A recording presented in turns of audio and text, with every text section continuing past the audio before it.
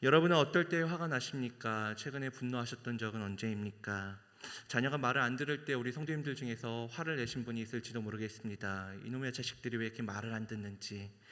또 옆집 혹은 윗집 이웃들이 늦은 밤 쿵쾅거리며 시끄럽게 하는 것 때문에 화를 내셨는지 모르겠습니다. 내가 윗집에 살았다면 똑같이 갚아줬을 텐데 아랫집이라서 빗자루로 찔러도 별로 타격도 없는 것 같고 화만 잔뜩 난 경험이 있을런지도 모르겠습니다. 또 열심히 노력하며 준비했던 일이 실패로 끝났을 때 우리는 마음속에 한편으로 끓어오르는 분노를 느끼곤 합니다. 그 감정이 심하면 우리는 느낀 분노를 상대방에게 쏟아내기도 합니다. 실제로 사전에서 분노에 대한 내용을 찾아보면 분노란 자신이 하려던 일을 방해받거나 원치 않는 일을 강요당했을 때 이에 저항하기 위해 생기는 부정적인 감정 상태라고 합니다. 우리가 화를 냈던 상황과 일치하죠. 성공하고 싶었는데 하지 못하였을 때, 우리가 시끄럽지 않고 조용하게 있고 싶었는데 억지로 시끄러운 소리를 듣게 됐을 때 우리는 분노한다는 것입니다. 설교를 시작하기에 앞서 이러한 이야기를 나누는 것은 분노에는 이유가 있음을 말하기 위함입니다. 자신이 하려던 일을 방해받거나 원치 않는 일을 해야만 했던 상황이 있었기에, 이러한 불편한 상황들이 있었기에 우리는 분노한다는 것이죠. 그렇다면 오늘 본문에 여러 차례 등장하는 진노, 곧 하나님의 분노와 관련하여 우리는 이러한 내용의 질문을 던져볼 수 있을 것 같습니다. 하나님께서 과연 오늘 본문에서 진노하시는 이유는 과연 무엇입니까? 누구도 하나님께서 하시는 일을 방해할 수 없고 하나님에게 특정 행동을 강요할 수 없을 텐데 도대체 하나님은 어떠한 이유 때문에 분노하신다는 말입니까? 오늘 이 시간에는 하나님께서 이 분노하시는 이유에 대해 살펴보며 하나님의 분노가 우리에게 의미하는 바가 무엇인지 알아볼 수 있기를 소망합니다. 오늘 본문은 자신이 알고 싶은 내용에 대한 답을 얻었던 하박국 선지자가 하나님을 향하여 기도와 찬양을 올리는 내용입니다. 그렇다면 하박국 선지자가 알고 싶었던 그 내용과 답은 무엇이었습니까? 하박국서 1장 2절에서 4절 말씀을 통해 확인할 수 있듯이 그는 왕과 지도자들로 인해 고통받는 백성들을 바라보며 하나님께 여쭈었습니다. 하나님, 왜 어찌하여 죄인들에 의해서, 악인들에 의해서 하나님의 백성들이 이토록 고통을 당해야 합니까? 왜 저들의 죄를 그대로 두십니까? 왜 백성들을 도와주시지 않습니까? 라며 그가 하나님께 간절히 여쭈어봤습니다. 이에 대한 하나님의 대답은 그가 생각하지 못하던 것이었습니다. 사나운 갈대아 사람, 그 이방 사람들을 통하여서 이스라엘의 지도자를 칠 뿐 아니라 수많은 열방의 사람들을 공격하리라는 것이었습니다. 이러한 하나님의 대답은 하박국 선지자에게 충분한 대답이 될 수 없었습니다. 왜냐하면 하박국 선지자가 봤을 때 이러한 하나님의 말씀은 악을 치기 위하여서, 악을 제하기 위하여서 더 큰 악을 대동하는 것처럼 보였기 때문입니다. 그래야 하박국 선지자는 하나님의 말씀을 들은 직후에도 하나님께 또 다른 의문을 제기합니다. 하나님, 과연 이것이 옳습니까? 이러한 하박국 선지자의 질문은 하나님을 향한 불신 때문에 나온 것이 결코 아닙니다. 오히려 하박국 선지자는 하나님을 신뢰했기 때문에 이러한 질문을 하고 있는 것입니다. 불신했다면 또 다른 질문을 던지지 않았을 것입니다. 이제는 외면했을 것입니다. 하나님을 부정했을 것입니다. 어차피 하나님은 답을 주지 못하는구나, 도와줄 마음이 없구나 라며 포기했을 테지만 하박국 선지자는 어쨌든 간에 이 마음 가운데 있는 하나의 희망의 불씨, 곧 하나님께서 뭔가 선하신 뜻은 있는 것 같은데 내가 이것을 혹시 잘못 알아차리고 있는 것은 아닌가? 하나님께서 이것이 결코 끝일 리 없는데 사나운 갈대아 사람들을 통하여 하나님의 백성을 공격하는 데서 끝날 리가 없을 텐데 내가 알지 못하는 바가 있진 않을까? 이에 하나님은 하박국 선지자를 향하여서 성루에 서서 하나님께서 이루실 바를 보라, 이 묵시를 기록하여 하나님께서 일하시는 바를 보라, 하나님의 일하심은 더디더라도 반드시 응답되리라는 말씀을 주셨습니다. 그리고 하나님의 뜻은 갈대아 사람들이 하나님의 백성들을 공격하고 열방을 점령하는 데서 끝나는 것이 아니라 그들조차도, 이를 행하기 위해서 악을 행했던 그들조차도 하나님께서 심판하실 것을 그에게 알려주셨습니다. 이러한 일들을 통해 하나님의 영광을 인정하는 일이 이스라엘 땅을 넘어 열방에 가득하게 될 것입니다. 마치 물이 바다를 덮음같이 말입니다. 이러한 하나님의 뜻을 듣게 된 하박국 선지자의 마음이 어떻겠습니까? 악이 성행하는 것을 바라보며 슬픔과 괴로움에 잠겼던 그는 잠시나마 하나님을 향하여서 하나님, 왜 이와 같은 일이 벌어집니까? 하나님의 백성들을 왜 구해 주시지 않습니까? 악을 왜 방관하십니까? 라고 물었던, 그 의문을 품었던 그였지 않습니까? 그러나 하박국 선지자는 하나님과의 대화를 통해 하나님께서 한순간도 자신들을 버려두지 않음을 발견하였습니다.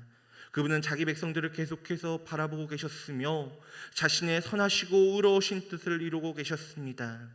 이러한 사실로 인해 하박국 선지자는 시기온옷, 곧 빠르고 열정적인 리듬에 맞춰 격정적으로 하나님께 기도와 찬양을 오늘 본문에서 올리고 있는 것입니다.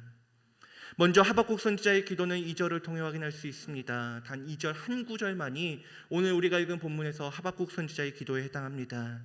비록 짧은 내용이지만 긴 찬양에 앞서 그가 짧은 기도를 드리고는 있지만 여기에는 그의 많은 내용들이 담겨 있는데요. 그렇다면 그가 기도하는 내용은 도대체 무엇을 의미합니까? 하박국 선지자의 기도는 하나님을 향한 그의 마음을 표현하는 데서 시작됩니다. 2절 말씀을 보시기 바랍니다. 그는 하나님을 향하여서 여호와여, 내가 주께 대한 소문을 듣고 놀랐나이다 라고 말하고 있습니다.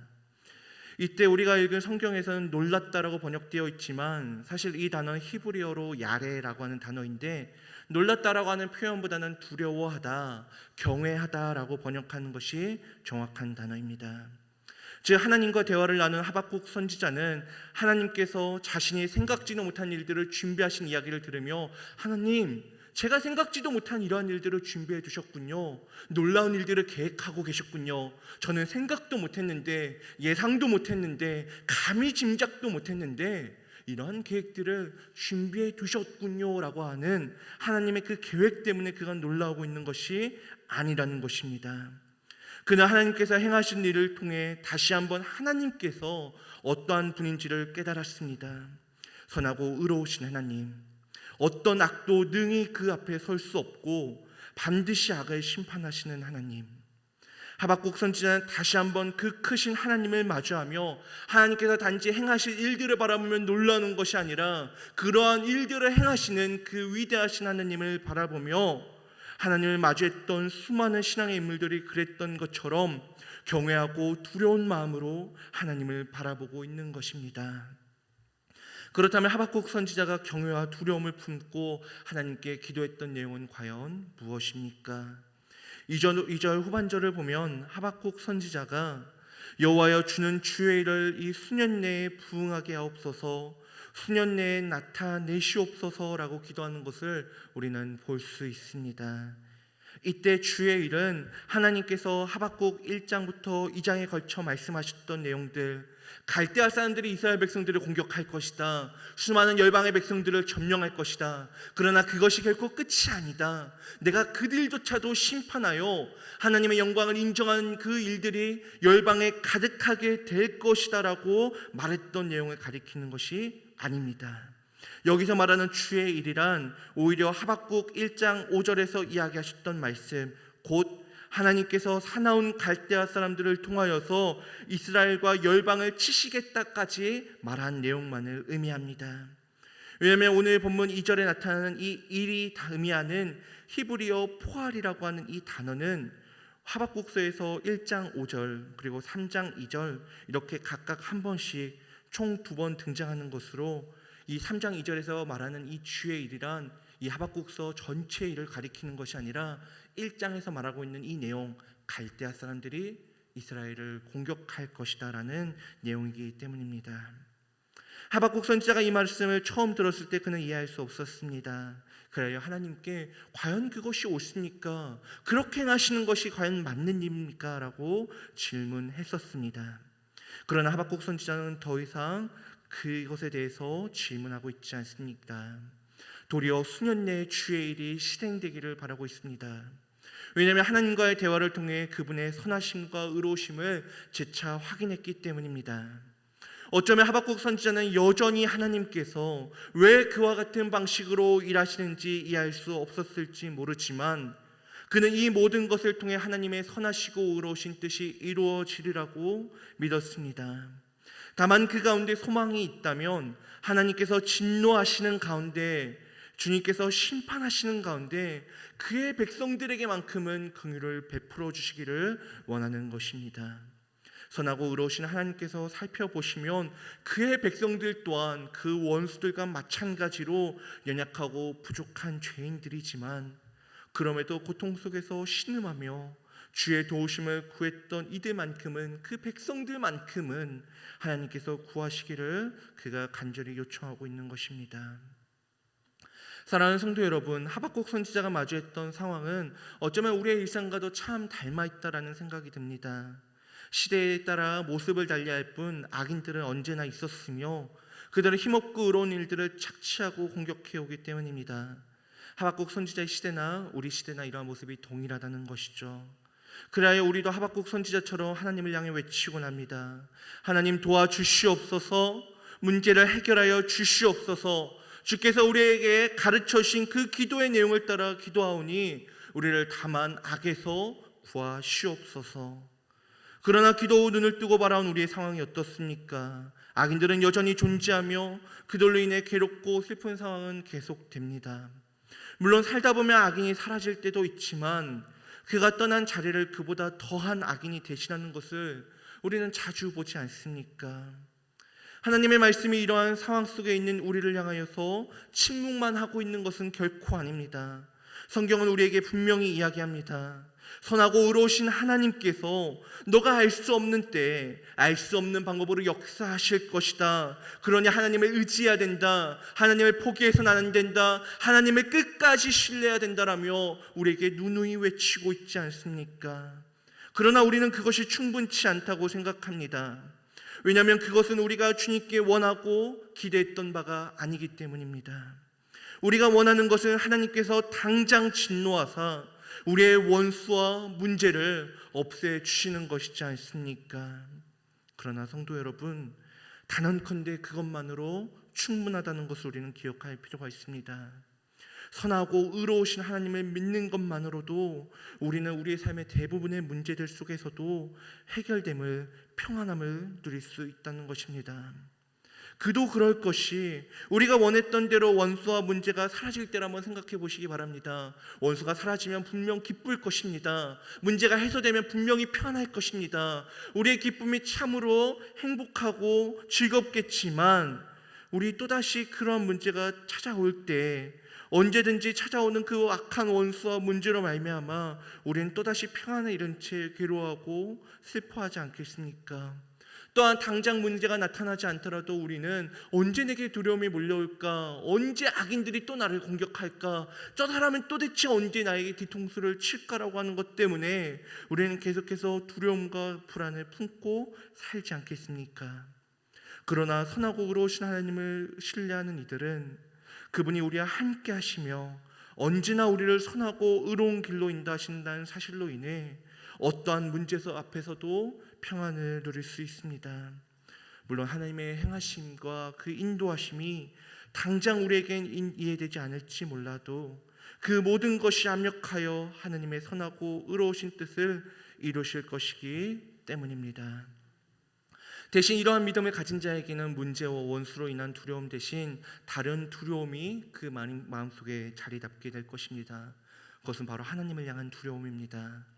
하나님으로 인해 원수와 문제는 두렵지 않지만 연약하고 부족한 자신을 바라보며 내가 선하고 의로우신 하나님 앞에 설 수 있을까라고 하는 경외감이 생기기 때문입니다.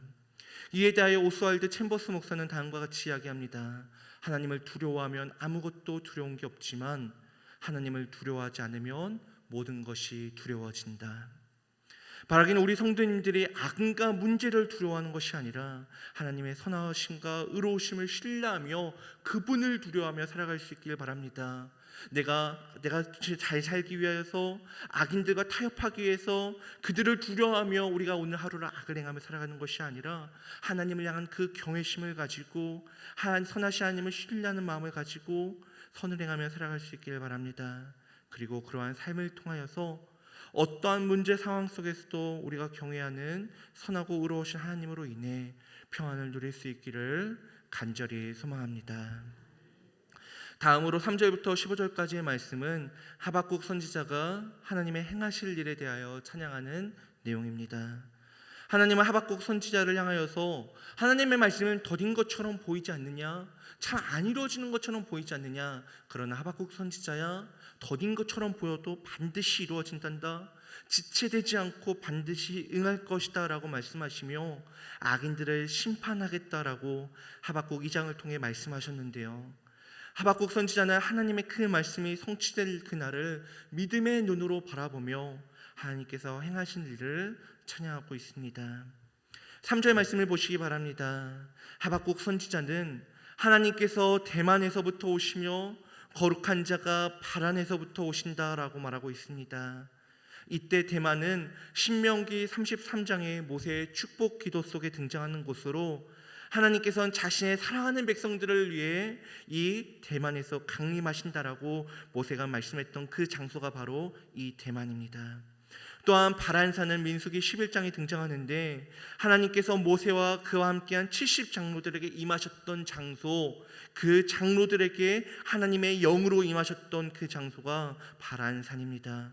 즉 하박국 선지자가 하나님께서 대만에서 오신다, 바란산에서부터 오신다라고 찬양하는 것은 하나님께서 지금 이 순간에만 임하시는 것이 아니라 과거에도 그러셨던 하나님께서 과거에 그 백성을 구원하시고 인도하시고 그들을 보호하셨던 하나님께서 그때 그렇게 나타나셨던 것처럼 오늘날에도 자신의 백성들을 위해 친히 나타나사 자기 백성들을 박해했던 악인들을 향하여 자신의 진노를 쏟아낼 것을 노래하고 있는 것입니다.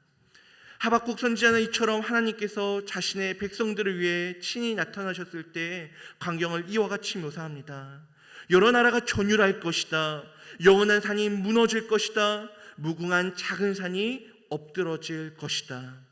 하박국 선지자가 이와 같이 말하는 이유가 무엇입니까? 하나님께서 너무나도 강하시기 때문에, 하나님께서 너무나도 위대하시기 때문에 영원할 것 같았던 그 산들도, 무궁할 것 같았던 그 작은 산들도, 언제까지도 계속될 것 같았던 수많은 세력들도 그분이 등장하면 벌벌 떨고 무너지게 되리라고 말하고 있는 것이 아닙니까? 그런데 이처럼 강대하신 하나님께서 자기 백성들을 구원하시려고 악인들을 심판하기 위해서 무장까지 하신다면 그것은 악인들에게 있어 얼마나 두려운 일이겠습니까? 하박국 선지자는 오늘 보면 15절과 18절에서 말하기를 하나님께서 말과 병거를 모신다라고 말하고 있습니다. 그 크고 두려우신 하나님께서 보병들로는 능히 마땅히 상대할 수 없는 말을 타고 병거를 몰면서 그 원수들을 치신다는 것입니다. 또 9절과 11절은 우리에게 뭐라고 묘사를 하고 있습니까? 하나님께서 악인들을 향해서 화살을 쏘신다고 말하고 있습니다. 하나님께서 그 빛나는 창을 가지고 원수들을 향하여 휘두르며 그들을 무찌른다라고 하박국은 노래하고 있습니다. 이 모든 내용들이 가리키는 바가 무엇입니까? 하나님께서 악인들을 철저하게 심판하신다는 것이지 않습니까? 심지어 오늘 보면 11절을 보면 하나님의 심판이 철저히 이루어질 수 있도록 해와 달이 그 처소에 멈춘 채 움직이지 않을 것이라고 말하고 있습니다. 마치 여호수아서 10장에서 하나님이 여호수아와 그 군대가 아모리 사람들, 그 여호와의 대적들을 충분히 멸할 수 있도록 해와 달이 멈춰 섰던 것처럼 하나님께서 그 이스라엘의 원수들을 공격하실 때, 그 대적들을 치실 때 시간이 부족하여 그들을 치지 못하는 일이 없도록, 시간이 다하여 그들 중에 몇몇이 살아남는 일이 없도록 시간조차도 멈춰서서 하나님을 대적했던 이들, 하나님의 백성들을 능멸했던 이들을 다 진멸하겠다고 말하고 있습니다. 이러한 하나님의 진노하심의 결과로 주의 백성들은 그들이 겪고 있던 악의 문제로부터 구원을 받을 것입니다. 그러나 반대로 악인은 하나님께서 그 집의 머리를 치시며 그 기초를 바닥까지 드러내사 남김없이 멸망시키실 것이라는 것이 하박국 선지자의 찬양의 내용입니다. 결국 오늘 본문을 통해 확인할 수 있는 것처럼 하나님께서 진노하신 이유는 하나님께서 자신이 하려던 일을 방해받았기 때문에, 또 누군가 하나님을 향하여 강요하여 이것을 해야 된다, 저것을 해야 한다며 원치 않는 일을 시키셨기 때문이 아닙니다. 우리는 이와 이로 분노하지만 누군가 우리에게 원치 않는 소음을 들려주었기 때문에, 내가 원하던 일이 이루어지지 않았기 때문에 화를 내며 성을 내며 다른 이들에게 진노를 쏟아내지만, 하나님은 결코 그러한 이유 때문에 진노하지 않으신다는 것입니다. 오히려 하나님은 자신의 선하시고 의로우신 뜻을 이루기 위하여 진노하십니다. 그리고 그 뜻은 사랑하는 자기 백성을 구하시는 것입니다. 하나님은 자신의 백성들이 선을 행하는 것을 방해하는 그 원수들, 그들로 하여금 악을 행하도록 강요하는 악인들을 향하여 진노하신다는 것이죠. 바라기는 우리를 사랑하시며 우리를 끝까지 보호하시고 인도하시는 그 하나님을 신뢰할 수 있기 바랍니다. 지금은 당장 이해되지 않는 것처럼 보여도, 우리 주변에 악이 만연한 것처럼 보여도 그 모든 과정에 하나님이 우리를 선하게 인도하시는 모습이며, 하나님은 정하신 그때가 되면 단 하나도 남기지 않고 악인들을 멸하시며 심판하실 것입니다. 그 선하고 의로우심을 바라보며 하나님 품 안에 끝까지 머물러 있는, 하나님을 결코 놓치지 않는, 우리 삶 가운데 잠깐 몰려왔다 사라지는 문제로 말미암아 하나님의 품을 떠나지 않는 우리 성도님들이 될 수 있기를 간절히 소망합니다. 이 시간에 오늘 들은 말씀 기억하며 찬송가 370장